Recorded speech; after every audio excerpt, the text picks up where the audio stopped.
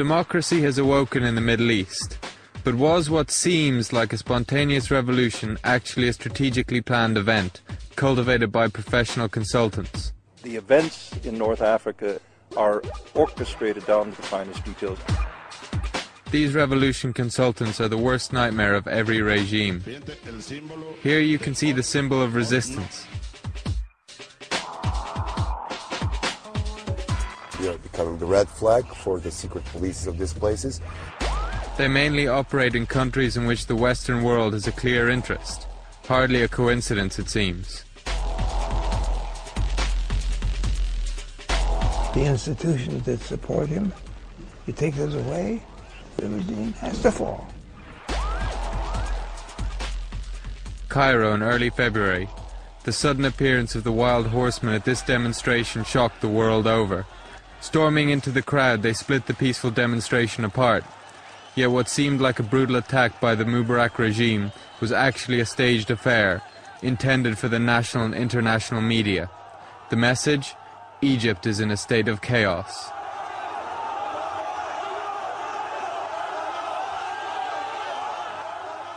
Provoked by these false attacks, demonstrators reacted with violence and the situation escalated.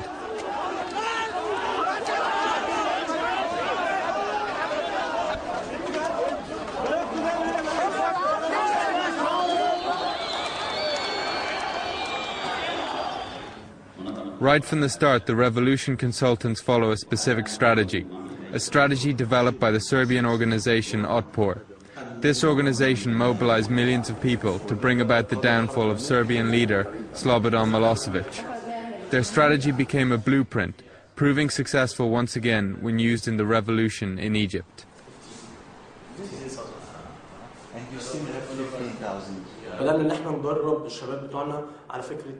Otpor organized workshops in the outskirts of Cairo.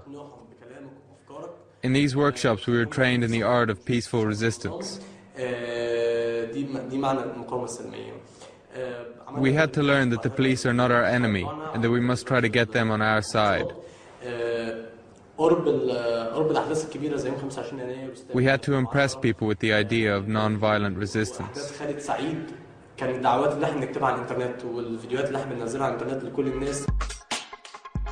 Opposition movements from all over the world come here, to the Serbian capital Belgrade, to be educated in the art of overthrowing a dictatorship.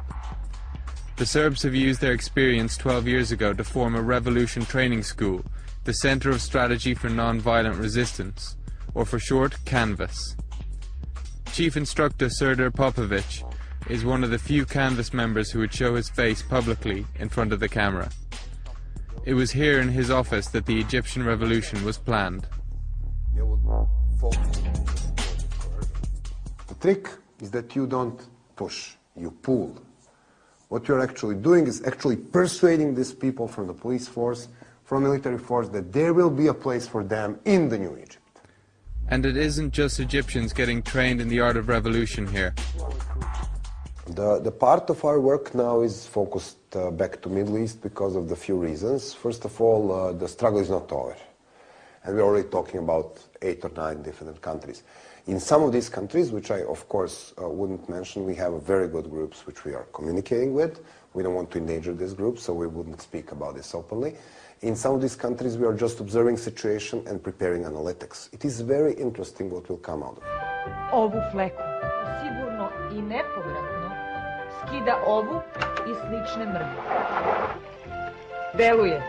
Gotov je. It was here, outside the Belgrade parliament, that Otpor's influence began. How many countries you were working with that after this? We worked with 37 countries after the Serbian revolution. We had a successful 5 revolutions now before Middle East.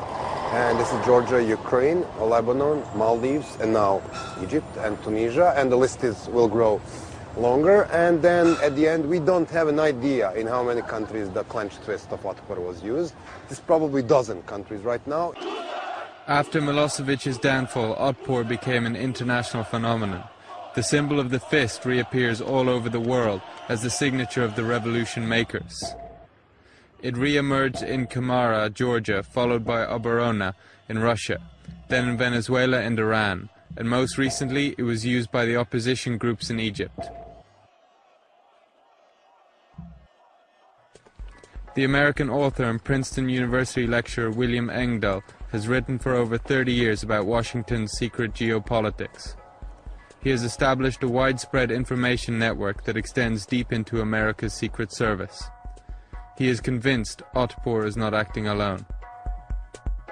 The key actors in Otpor went on to create Canvas, as you mentioned, and operate in some 50 countries. They are simply following an agenda given them by people in Washington for regime change. They're using this deniability that they're simply idealistic young people from Serbia who did it successfully and are so happy about it they want to show the rest of the world. That's hardly a plausible explanation in my view. I think they're getting well financed by American intelligence services for doing this. And the target countries they target, like Egypt and most recently, and so are precisely the countries that are on the Pentagon agenda for destabilization and regime change. In New York, we are meeting again with Srđan Popović. We want to find out if the Otpor organization is actually following a secret agenda of the United States. The Otpor movement was indeed financed by American tax money during the Serbian Revolution, a fact that only became public knowledge after Milosevic's downfall. This chapter, however, is one that Otpor is keen to close.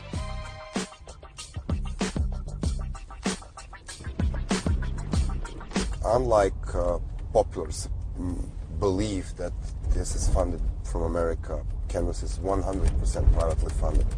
So I mean, my organization's biggest donor is a Serb. You're going to meet. His name is Slobodan Đinović, and he's also my partner in this organization. This gives us independence.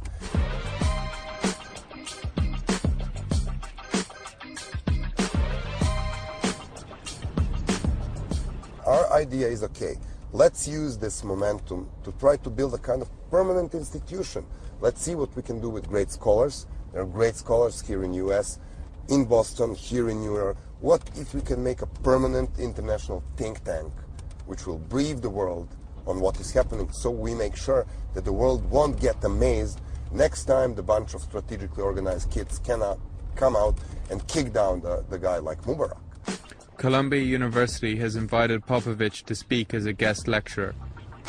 This is the Otpor thing from the top of our book, and this is the famous Associated Press photo of people protesting in Cairo. The guest from Serbia enlightens the students on the truth behind the changes in the Middle East. Who was actually behind it all? Popović himself knew for years, but only now can he talk about it publicly. This was not spontaneous 19-day revolution. Forget about this illusion. This is, only very shallow understanding of things. They were there for a very long time. The young people of Arab world has awakened and understood that they are powerful.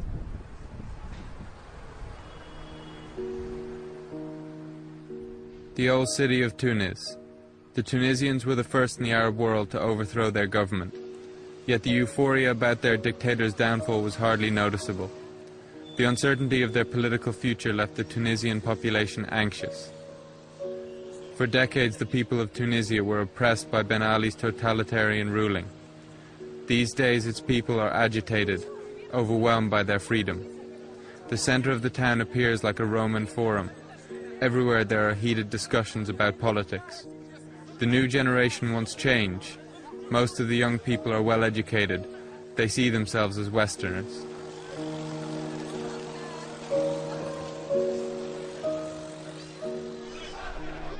Until recently, scenes like this were thought impossible. Suddenly the fear is gone, at least during the moment of revolt. The people are standing up. Finally, the world recognizes the desperate political situation of their state. Amin Ghali has been an activist from the start. He shows us the photographs of a meeting in Morocco. This was the beginning of a long hoped-for change in Tunisian history.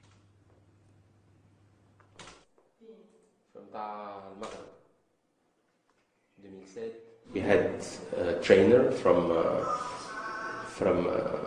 Belgrade, yes, from the city of Belgrade, who came and trained the participants on these strategies focusing mainly on the Serbian experience. After the wave of changes in the 90s and early 2000s in Eastern Europe and in the Soviet bloc of non-violent strategies, at least there was kind of an influence to the Arab region, that this is what we should be doing to bring in change to our own countries. The time was ripe for a revolution test run. Discontentment with the political situation had been growing amongst the population for years. Life in the slums had become desperate. Lack of food and medical care left the people without any prospect of a better future. With living conditions going from bad to worse, the Tunisians could hide their anger no more. The activists saw the opportunity and used this anger to achieve their goal, the overthrowing of Ben Ali's regime. In a way, we have done the same that they did in Belgrade in the 90s. Non-violent resistance, the ridicule of the regime. There was no violence on the street. Even when the police intervened, we did not fight. The people from Otpor gave us a book in which they described all their strategies, how you have to proceed when you want to overthrow a regime. That book, which is used by opposition movements worldwide, was actually written in Boston, USA. From Dictatorship to Democracy is considered the Bible of the non-violent resistance. The author of this revolution guidebook lives in one of the poorer neighborhoods on the outskirts of Boston.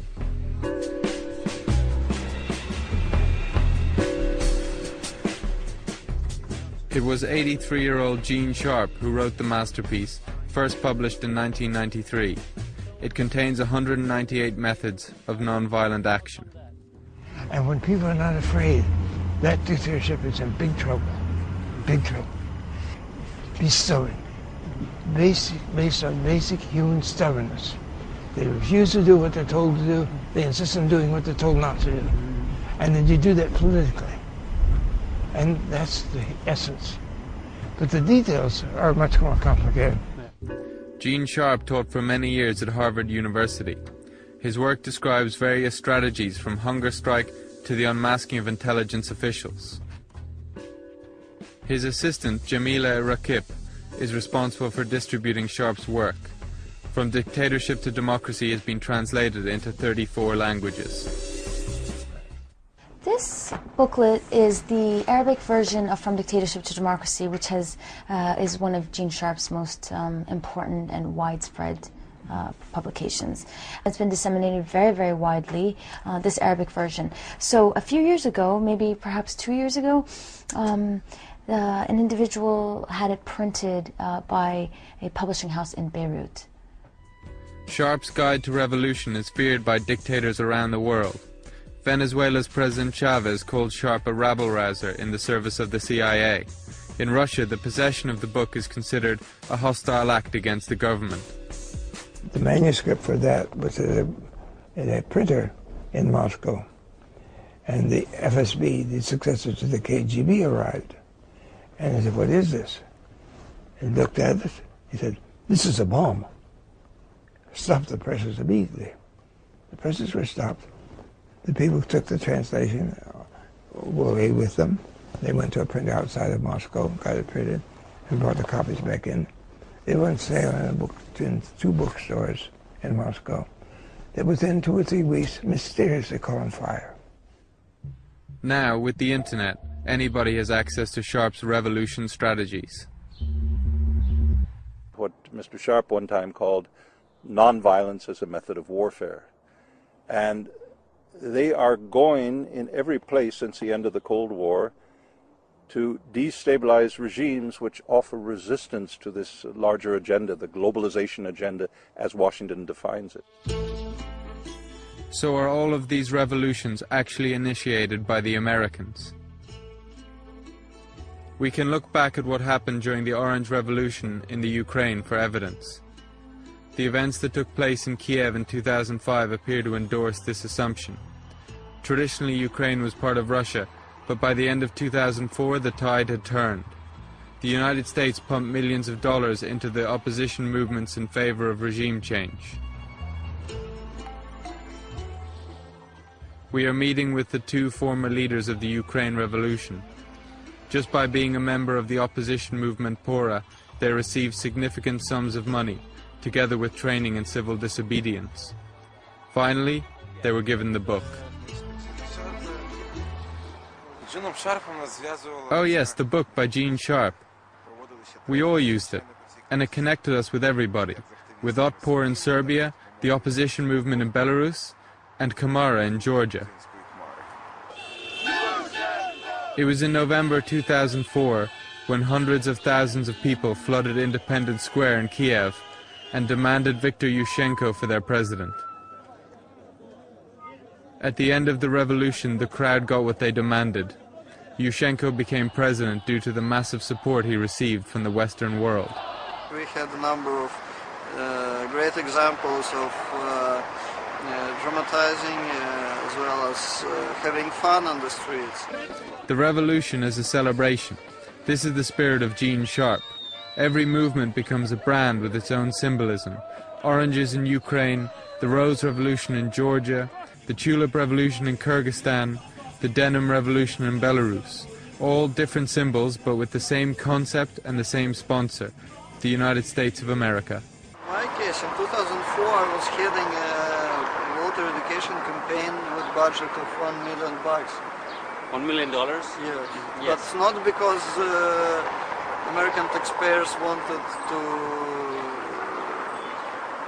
protest Yanukovych, but because Yanukovych tried to steal the vote.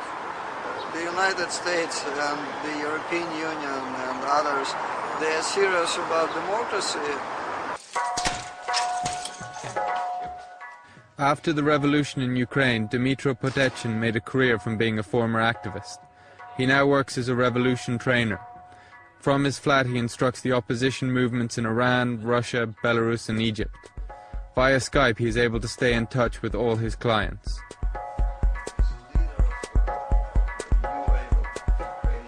In principle, it's possible to trace it, but it will need much more human resources and time for every single connection. An activist from the opposition movement in Belarus is online. Dmytro is planning a workshop over there, which is not without its difficulties, as he is labeled persona non grata by the Belarus government.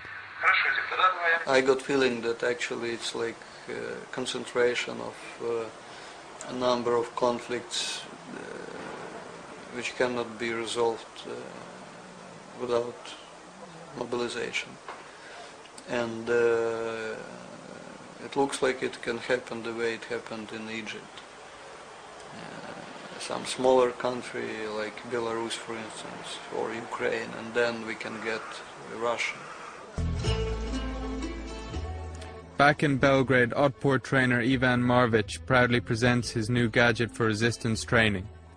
It's a computer game that simulates the fight against the power of state. Ivan is sure that the game will make his training much more effective. Sponsorship for the development of the game came from American organizations. The game downloaded off the internet or smuggled on a CD can reach people that we personally cannot. And so that obstacle is removed. Another thing is the question of scale. You know, personally, I can meet maybe up to 150 people a year if I work full time. The game can actually reach much bigger number of people. The tactics that, you know, mass protests, occupying buildings, blocking the whole city, you know. But you're trying to kind of galvanize, you know, like rock concerts to come, and then you use that opportunity to recruit, etc., etc. Marvic argues that the new generation doesn't want to read books. They would prefer to play video games, and it's far more effective. Just now they're kicking our ass. I mean, really. So we're actually losing big time here. I mean, people are leaving and going, you know, joining the regime. Evenness of the regime depends on the artificial intelligence, how the computer actually runs the regime. And that varies from scenario to scenario. If the player wants to play an easy scenario, I recommend fight against corruption. If he wants to play a very difficult scenario, I recommend fight against dictatorship or fight against occupation. Despite the internet, the revolution trainers spend most of their time traveling to countries in need of a well-organized resistance. Just in the past year, Srđan Popović has flown over 100,000 miles. His inside knowledge and experience is his capital. One of the tricks is making everybody busy. Okay? Because when people are busy, they don't have time to be afraid. Sounds crazy, but this is exactly what they do in the military training. Okay? So the way you're doing it, nonviolent struggle, is actually you create this group identity. You want people to feel each other. You want people to be dressed in a similar clothes. You want people to sing because songs make them work together.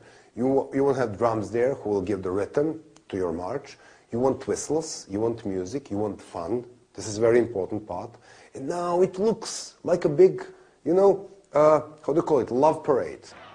The Egyptians followed Srđan's rules exactly and succeeded.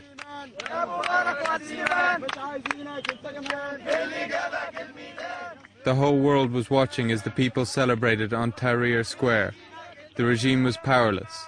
If it had reacted with violence, it would have lost face in front of the whole international media. The events in North Africa and the Middle East, from Bahrain, from Yemen and so forth, it goes back actually to 2003 and the time right after the U.S. occupation of Iraq, when George Bush at the G8 summit of 2004, June, announced a greater Middle East project, that Washington's goal was to turn the Middle East into a free market paradise like they had turned Poland and the countries of Eastern Europe with shock therapy. America is pursuing a forward strategy of freedom in the greater Middle East. To diversify their economies, open their political systems. We must stand with democratic leaders and moderate reformers across the broader Middle East. The United Kingdom is ready to work with governments and civil society in the Middle East in support of greater economic development and more open political systems. From Damascus to Tehran, that freedom can be the future of every nation. You must not get the impression that what happens in the streets of Cairo at the moment is initiated by the Western world or other foreign states. The Iranian government produced this propaganda video.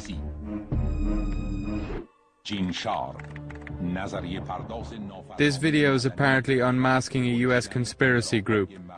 Part of this secret gathering is Gene Sharp, author of the guidebook From Dictatorship to Democracy. The video shows Iran is acutely aware of just how much of a threat Gene Sharp and his strategies are to their rule. Venezuela's President Hugo Chavez also voices his concerns. Mr. Cameraman, come close. Hear the symbol from Serbia, and hear the same in Venezuela in 2007. This is called a gentle coup.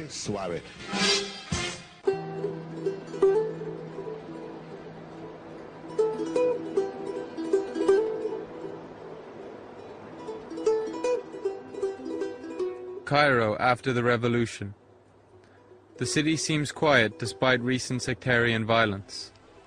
Remarkably few police or military forces are present.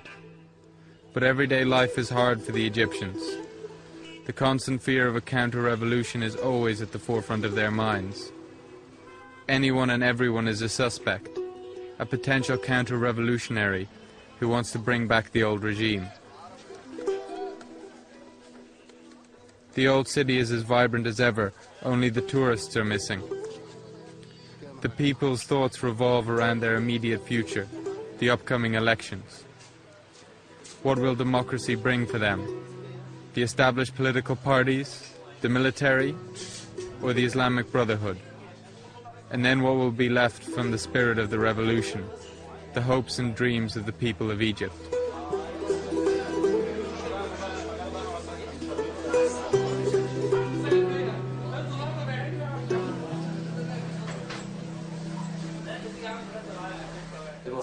The people that suggest that there was a big master plan behind this revolution, they don't know what was going on in the streets of Egypt. We have witnessed what our country had become. We wanted the changes, and we wanted them to come from us. We want to be the creators of our own destinies, to fight for our rights. I cannot believe that the Americans can influence millions of people. The people of Tunisia still enjoy the new freedom. For the first time, they are able to discuss publicly what has troubled them for decades. Their former leaders' lies, the corruption, the unfair distribution of wealth. They are unsettled, however, by the recent arrests of civilians and the curfews. Also, the economy is a major concern for them. Tourism is slow and foreign investors see Tunisia as a risky endeavor. We have to differentiate between the revolution that brought us freedom, which is a very big and major and important step. It took place in a month or two in Tunisia, but then we are going through an entire process of democracy transition. And when we talk about democracy transition, we are not talking about weeks nor months, but we are talking about years. We should not be impatient about democracy. We have achieved freedom through this revolution. It's a big capital, it's a big thing to keep on, but we have to move on to democracy building.